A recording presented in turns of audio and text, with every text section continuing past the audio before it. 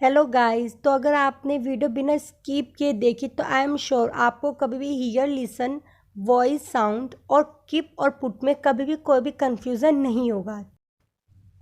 Here और listen दोनों का ही मतलब होता है सुनना, लेकिन हियर का यूज़ हम वहाँ करते हैं जब कोई चीज़ हमें खुद सुनाई पड़े, हम उसे सुनना ना चाहें। जैसे कि हम जब रूम पे होते हैं और बाहर कोई सब्ज़ी बेचने वाला जाता है तो वो तेज़ तेज़ से सब्ज़ी बेचता है, तो वो चीज़ हमें सुनाई पड़ती है। ठीक है, हम उसे ध्यान से तो नहीं सुनना चाह रहे या हम उसे सुनना चाहें, वो आवाज़ कान है हमारे इसलिए हमें वो सुनाई देती है।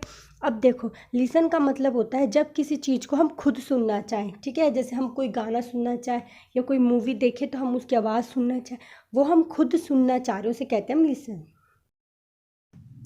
तो अब हम सबसे पहले हियर का एग्जाम्पल देखते हैं। ठीक है, I can hear that noise. ठीक है, मैं उस आवाज़ को सुन सकता हूँ, मतलब मेरे कान है, मुझे वो आवाज़ आ रही है इसलिए मैं सुन रहा हूँ, लेकिन मैं उस आवाज़ को सुनना नहीं चाहती। ठीक है, यहाँ पे हो गई ये अनवांटेड का मतलब होता है कि जब हम किसी आवाज़ को सुनते हैं लेकिन सुनना नहीं चाहते। ठीक है, अब देखो यहाँ पे हम देखते हैं लिसन का एग्जाम्पल। तो I am listening to song, मैं गाना सुन रहा हूँ। ठीक है, I want to listen you, मैं तुम्हें सुनना चाहता हूँ। ठीक है, मतलब मैं तुम्हारी बातों को सुनना चाहता हूँ कि आप क्या बोलते हो, मैं इच्छुक हूँ सुनने का। तो अब हम देखते हैं डिफरेंस वॉइस और साउंड। ठीक है, तो दोनों का ही मतलब होता है आवाज़। अब इसमें डिफरेंस देखते हैं क्या होता है। तो जब आवाज़ किसी सजीव के मुंह से निकलती है, यानी कि किसी लिविंग बीइंग के मुंह से जब कोई आवाज़ निकलती है तो वो होती है वॉइस। और जब किसी नॉन लिविंग या फिर जैसे लाउड स्पीकर से जो आवाज़ निकलती है ना, जब किसी निर्जीव या फिर लाउड स्पीकर से कोई आवाज़ निकलती है तो वो होता है साउंड। ठीक है, दोनों का मतलब तो आवाज़ है, लेकिन दोनों में थोड़ा डिफरेंस है। अगर हम उस डिफरेंस का यूज़ ना करें तो हमारा जो सेंटेंस है वो रॉन्ग हो जाता है ना। तो अब हम इसका एग्जाम्पल देखेंगे अच्छे से, फिर हमें अच्छे से समझ में आएगा।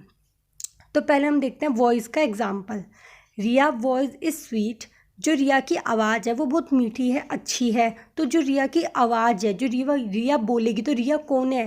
रिया लिविंग पर्सन ही तो है, तो उसकी आवाज़ क्या, हम उसमें वॉइस का यूज़ करेंगे। अब देखो साउंड। ठीक है, the sound of this TV is bad. ठीक है ना, मतलब टीवी ख़राब हो चुकी है, जो उसकी आवाज़ है वो बहुत बेकार आ रही है।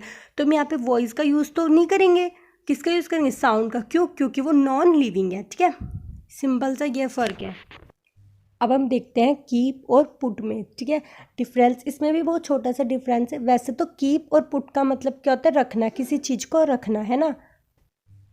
अब हम कीप का यूज़ कैसे रखने में करते हैं? तो जब हम किसी चीज़ को फिजिकली रखते हैं, मीन्स जब हम किसी चीज़ को अपने जैसे हाथ से, मान लो कोई चीज़ रखी हुई है, ठीक है, कोई बॉक्स रखा हुआ है कुर्सी पे और मैं उस बॉक्स को उठा के टेबल पे रख दूँ, तो हम उसमें कीप और पुट दोनों का यूज़ कर सकते हैं।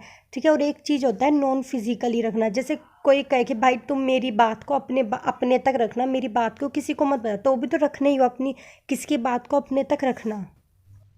और अब देखते हैं हम पुट। तो पुट का मतलब होता है केवल किसी चीज़ को फिजिकली रखना। ठीक है, मतलब जैसे कोई चीज़ है, जैसे मैंने अभी आपको बताया कि एक बॉक्स है वो कुर्सी के ऊपर रखा और मैं उसे मेज के ऊपर रखूँ, तो वहाँ पे हम पुट का यूज़ कर सकते हैं।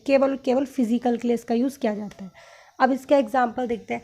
जैसे पुट है, पुट का example, I put the book on the table. ठीक है, मैंने ये किताब है वो मेज के ऊपर रखी। ठीक है, मतलब मेज के ऊपर किसी किताब को रखना, किसी भी चीज़ को रखना।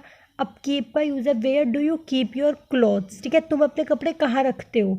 दूसरा है keep this in your mind, इस बात को अपने दिमाग तक रखना, है ना। अगर आपको हमारी वीडियो पसंद आए तो प्लीज़ वीडियो को लाइक, शेयर एंड चैनल को सब्सक्राइब करें। Thanks for watching.